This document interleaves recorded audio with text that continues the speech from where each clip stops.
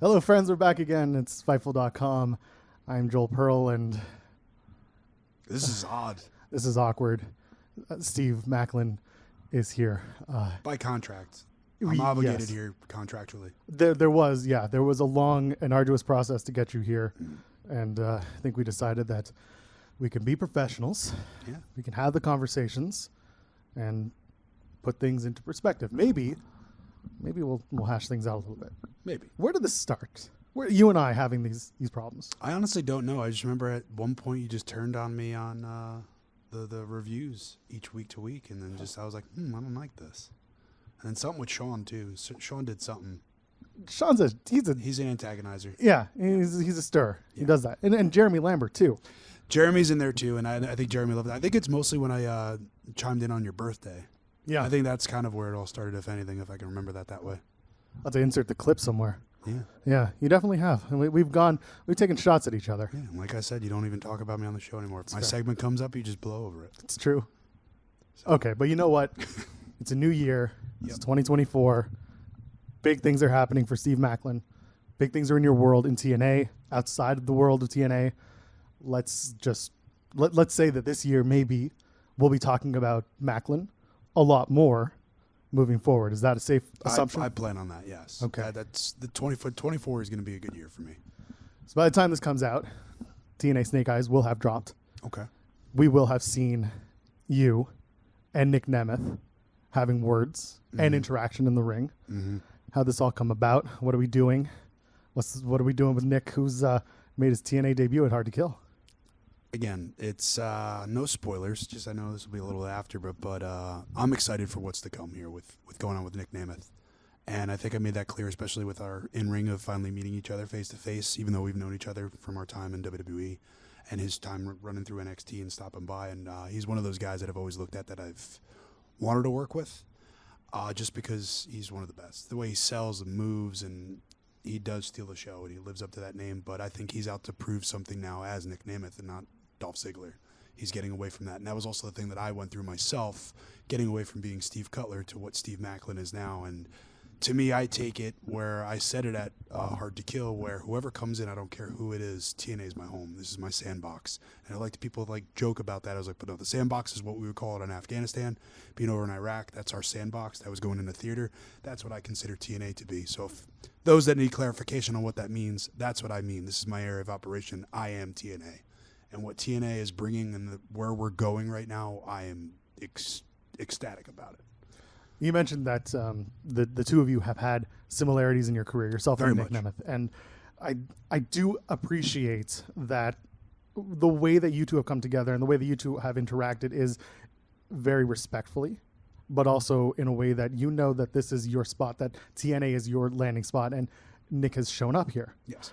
With that in mind, you had a bit of a learning curve when you showed up in Impact at the time. Mm-hmm. How long was your learning curve, and how long do you expect Nick's to be? Well, obviously he's been doing this for 20 plus years now, and he's been in that system for so long, and it's just we're kind of out here in the wild now, and you're coming here to TNA, whether it's TNA, AEW, AAA, going to New Japan. He's all over right now as well. Who knows where he'll go next as well and show face. But I'm focused here on TNA with him, and that's the one thing. But for the learning curve, it took a few months. Obviously coming out of the COVID era with no fans when I first got to TNA, and then once the crowds were coming back, I was able to finally start to get that stride and confidence in myself. And luckily for him, he doesn't have to do that. But he's already a confident guy. He's very accomplished. World titles, Triple Crown, the Grand Slam. He's done everything. He's been a former world champion, just like I am, though. I am a former world champion. That's what I look to get back to. And I know that's what his eyes are set on because he showed that at Hard to Kill. Why not go after the top dog who's a world champion? He picked a spot. I would have done the same thing. Speaking of Hard to Kill, speaking of former champions, you faced Rich Swann on the Countdown show to Hard to Kill.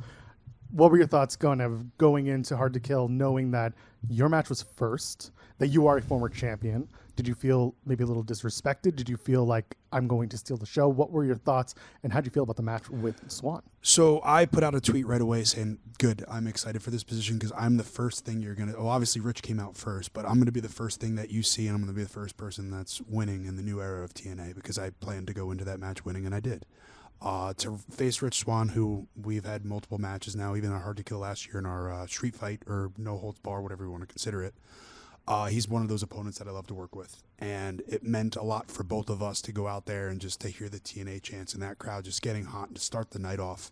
It's an awesome spot, and I know that people are like, oh, why is it the pre-show? It's like, well, it's for a reason.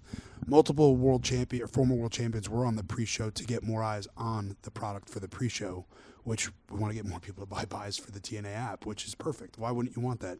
WWE did it when the app came out for the $9.99 deal, and they kept pushing that. And you also get a little bit more time and you get a little bit more leeway. So I was like, the ball's in my court. And for me to be the first person to see out there, I love that moment. We'll shift gears for a second. Yep. While you were wrestling Rich Swann on the Countdown, we also had your wife, former Knockouts World Champion, Deonna Purrazzo.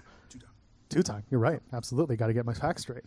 She had gone in and she had made her debut with All Elite Wrestling. Mm-hmm. She had her debut match in All Elite Wrestling around the same time that you were wrestling as well. How were you feeling? And what was the conversation for you two kind of having split off for the first time in quite a long time in the wrestling world? We were chatting back and forth. I know she was watching the pre-show to watch me, and she was happy with what I did. And then I'm going to obviously go back home and watch it because couldn't record Collision, but she said it went well. And from what I've seen on the internet and Twitter and the Twitter world out there, I'm sorry, it's not even Twitter, X. No, it's still I think Twitter. Everybody still calls it We're still calling it Twitter. We're not. But, sorry, we're not. It's Twitter. Just stick with it. She did well, and she's going to do what she does and what she always does. She's going to break everybody's arm. Oh, all right. Throw the bitch in there, but I'm not going to degrade women that way. No, and also let them her do it. That's her thing. let them say what they want to say. They're in the age of the virtuoso right now over in AEW, and I'm excited for what my wife's got ahead. But we both of us look to just take over wherever we're at. Let's go back TNA, and how can I put this plainly? Moose is the world champion. Yes. You've got a hill to climb. Mm-hmm. What's the hierarchy for Maclin's ascent back into the world championship? Well, obviously, my next opponent, that obviously when this airs, will be Nic Nemeth. That's who I'm going after. And like I said last year, towards the end of the year, I only go after high-value targets now. I'm a former world champion. I'm going after people that are after that title. And if you're in this business, and I say it all the time, and legends say it all the time, if you're not in this business and going after the world title or any title, what are you doing? I would love to, even the reveal of the new titles, by the way. When I saw the new world title, I was like, I want that. And the man makes the title doesn't make the man, is the old saying. So I flourished when I had the title. I wanted to put all the weight on my back, and I want to get back to that position where I have the chip on my shoulder. And also, when you have the world title, you should still have a chip on your shoulder. Never change the way that your mentality works with when you're working to something. So seeing what Moose is doing and what him and Shelly did, Shelly was one hell of a champion, one hell of a competitor. I have a lot of respect for him. Still kind of sour towards losing to him because of an exposed turnbuckle, and then also him kicking, my groin kind of giving out on me in Australia on my rematch, so still waiting on that rematch. But, it's always a mountain to climb. After Bound for Glory, there was some time off for all of Impact, for most of the people.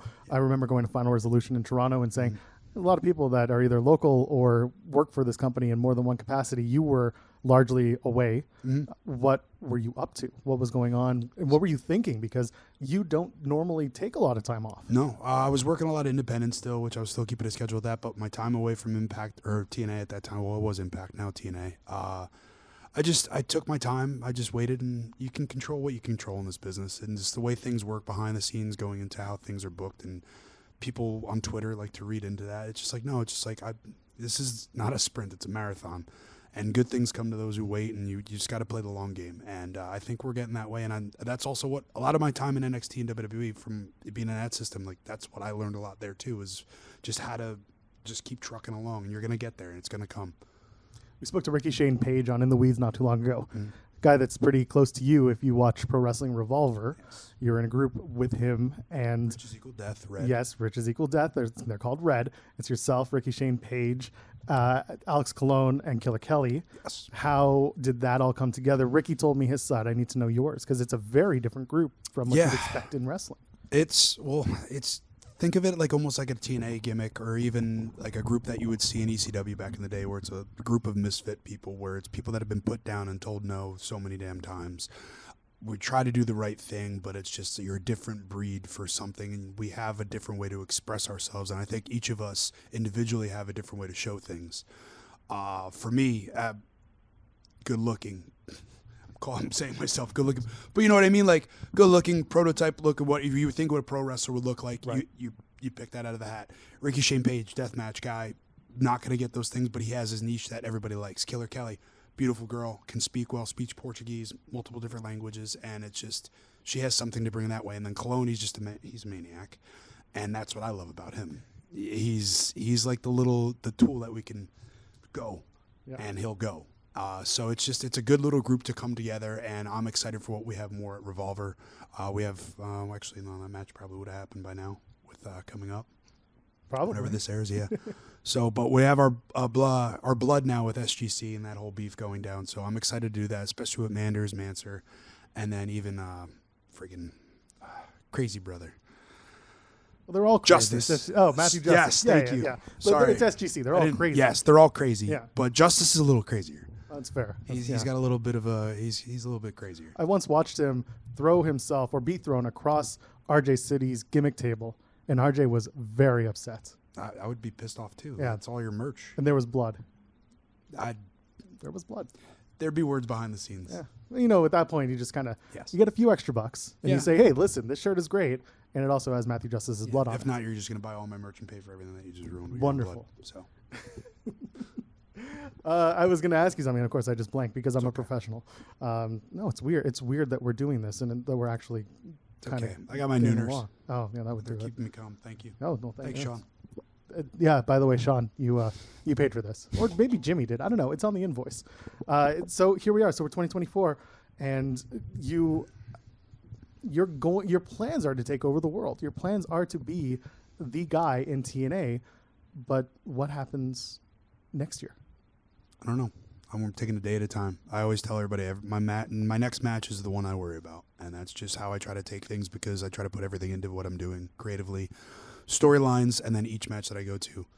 And this week coming up, obviously it's past when this airs, but we have the tapings in Orlando. I'm going to Puerto Rico the next day. I have an open challenge that was just put out with the Colognes, the WWC, and that's my first time in Puerto Rico. So I want to get global. I want to go to Japan. I'm going over the UK in April. I have dates set up for that, and they're going to be announced more now as well. If you follow me on Twitter and Instagram, they'll be posted there as well. And I'm looking forward to getting out there. And that's the one thing, like, it's funny, everybody talks about, like, the top 500 or, like, that. Like, it's cool to have that ranking, but, like, just now it's, like, not a goal, but it's cool to be just up in that upper echelon where your name is talked about because that's what we all work for. We want to be a top guy, at least I do.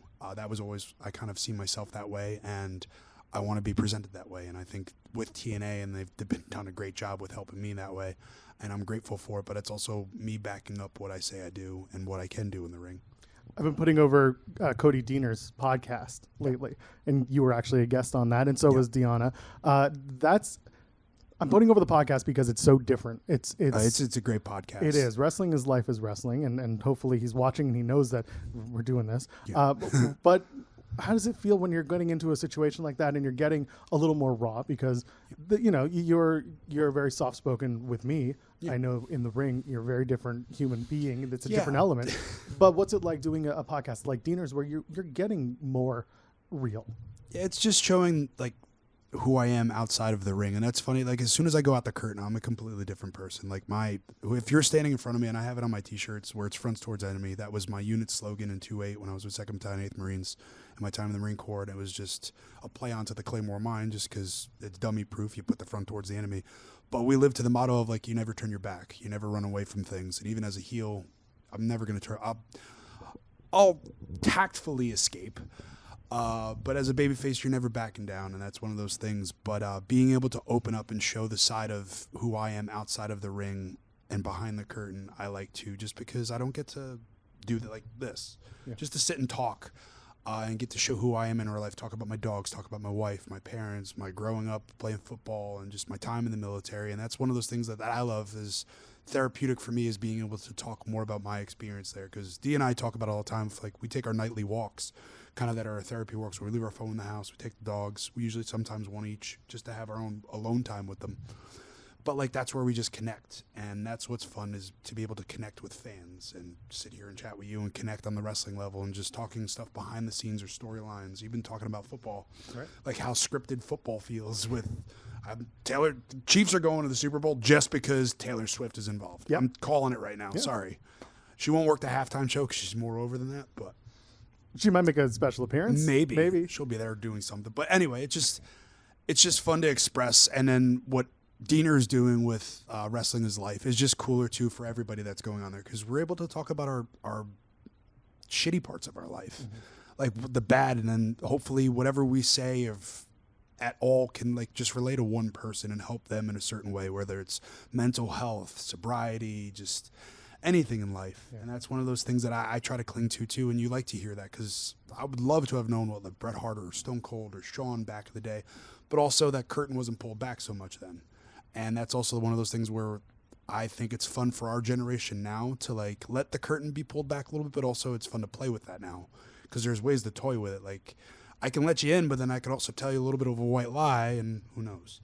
Let me, because, you know, at Fightful, we've pulled the curtain back several times, and we've also been, I'd like to say, just because we're all putting ourselves over here, we try to be very respectful of what is going on in the backstage environment. Yeah. TNA and Impact before it was often known as a locker room that just, the drama wasn't there, or at least it wasn't, it's just not there. It gets squashed. It gets squashed. Okay, so let's if talk about that. if there ever is drama, which there really never is, everybody in the locker room at TNA, just since I've been there from 2021 until now, it just keeps getting better and better. It's a family oriented where everybody just pushes for each other to work hard, go out there and kill it. Wherever you're fighting for on the card, everybody's doing their part for where they're at, and it's all like, again, like you asked me about being on the pre-show. I'm like, no, like that just means I get to set the tone for the night. And that's where I'm like, I want to go out so I can make this. And then going to guys, I'm like, hey, you guys doing this? Because we had a cool ramp here at the Palms. Yeah. I'm like, oh, me and Rich are coming up with ideas. I'm like, let's save that for the later card. Like, because you couldn't be selfish in certain ways. I'm like, nah, the boys are probably going to be doing something later. The tag match is probably going to do some craziness. So it's just like, all right, like everybody works to help everybody, and that's the one good thing, and everybody's supportive of everybody. We are a family, and it's funny, like we're all saying goodbye tonight to each other, and it's just like, I'll see you in a few days. That's right. Yeah, so, yeah, that's true. And that's the thing. You see someone like Scott D'Amore come out and, you know, as president, in the most positive way, yell and scream about how fantastic and how excited he is about TNA, about Impact before it, and everything that's come and gone. How does that translate to that locker room? How does it get you feeling when it's something like that happens? It's great. And even the opening, the cold open, or you want a hard open to Hard to Kill with UI coming out and just all of us there, it just shows that like we are hard to kill, and TNA always has been, whether it was the Impact time frame or just TNA back in the day to where we are now. I think this is the best time this company's ever been. We have a roster that is trying to kill themselves to make this place better, and that's the best thing that you could ask for anybody. Absolutely. You know what? I think we can wrap it on that. This is probably the best place to go. Put over yourself some more, because that's what we're doing here. That's your job. Oh, yeah, I guess so. You know what? So this is what my challenge for 2024 is for Steve Maclin, if I may. And I do intend, and I did last night, by the way, on our Hard to Kill post show. I did put you over. Still, by the way. Go ahead. I had issues with my internet, but I made it the first hour. Either way, my challenge to you, because that part aired, of course, was I want to see more moveset integration from Maclin. And that's not to say you're boring, because I know you and I have joked about you saying that about each other. No, it's more about, I want to see not a flashy Maclin, but I want to see more in the arsenal pulled off. Well, there's in the arsenal, but that's the thing too. Like, you got to realize, like, it's not a sprint, it's a marathon. Of course. It's like there's things to pull out when there it is. And so, like, for big matches, like, there's moments that I want to make. I have ideas. It's just whether it fits that match. If I don't want to just waste something, that's one thing I take away from talking to a lot of vets. Having my time with Bully has been very great, to be as soft as he is. I love the knowledge he's been given to me, even with promos. Like, he's like, just stop. He's like, just speak. Just don't think about the verbiage. Just speak from your heart. And it's one of those things where I try to take away. And that's also something that I've always just been told by vets, is just like, you don't have to do every move under the sun. I'm not going to do what Vikingo can go do. And I know what you're saying. Yeah, no, I get where you're coming from. Yeah. But there's times to pull things out and there's times not to. And I'm trying to be a heel, and heels tend to be more boring. Yeah, I get that. So it's okay. I don't mind. That just means I'm doing my job. About being boring. If you think I'm boring, go ahead. perfect. That's fine. I don't actually think you're boring. I know. I do like, again, I put it over. I like the gear from Hard to Kill. I know, thank you. That was one of my favorite sets, actually. I actually text my gear maker, Sue, afterwards. Like, this is the best set of gear you made. Like, they're nice and thin. They don't move on me. They don't bunch up. I don't get a wedgie, so I'm not getting put over on the Twitter machine for having my butt out. So that's the new thing these days. It is. Well, just everything's cheeky now. Well, that's the problem. Not the problem. That's the thing. Everyone's trying. Listen, we talked about this on another show I did. Everyone in wrestling is an attractive human being. Yes. And they're all trying to make money on their attractiveness. Yes. Why There's not? nothing wrong with it. There's nothing wrong with it. Go for it. Anyone can open up whatever site they want to make sure that they get over. Yes. Anyway, we'll get you. But yes, the arsenal, there's cool things there. It's just, again, when the time is right is that's how I work. Okay. We're going to see it. It's just coming. Yes. As always. That's wrestling. It's always coming. Steve Maclin, I think we've done a lot here today. Yeah. We've learned a lot about each other today. Come to peace. Come to terms here. Yeah. How are the dogs? Are good? They're good. Yeah? I can't wait to get home. Yeah, me too. I'm going to see my kid. Not my dog, but my kid. 3 of them. It was funny. Dee sent me, she was picking up the dogs today, and Oliver, I guess, had a butt gland pop on her. Like, she had a little bit of poop on her leg today. I'm just like, this little son of a bitch. I'm like, this is great. This is hilarious. And she's like, he's so cute though. I can't be mad. And he's just waddling away, showing me the video. I'm like, oh, this is good. Meanwhile, I got a kid who I left and got sick, which never happens, and my wife has to take care of him, and I feel bad, It's okay. but it You'll is make what up it is. for it when you get home. Well, that's what I'm afraid of, but that's Okay. what we're going to do. That's what men do. That's true. Plug the stuff. Let's go home. Follow me on Twitter, Instagram at Steve Maclin, Pro Wrestling Tees, Steve Maclin Store. I also have, Big Cartel? Yes, my Big Cartel store as well if you want to get merchandise, 8x10s. Wrestling gear as well that I'm trying to sell. So if you have any gear you want to buy, jackets, and that you've seen in an 8x10 or on a pay-per-view or on television, message me and figure something out there, I guess. I see because I have a closet full of a bunch of stuff that I don't ever want to touch again. Hey, I see people buying it. I see people wearing it. Let's get that I going. see a lot more Maclin shirts now, which makes me happy. I'm sure it does. Yes. Make your pocket happy. Because I'm too. boring. Let's go into 2024 happy. We're just going to restart the cycle. All right. You know where to catch TNA Wrestling. It's everywhere. Okay. You know what? If you're going to watch the show, you can also watch the post show At Fightful on Fightful Select. There you go. We're main channel, youtube.com/Fightful. Yeah, Myself, Crest the Star, we're here. And of course, the pay-per-views, we cover that as well. I am at Joel Pearl, JOELPEARL. Ladies, gentlemen, friends beyond the binary. We'll see you in the next one. Cheers.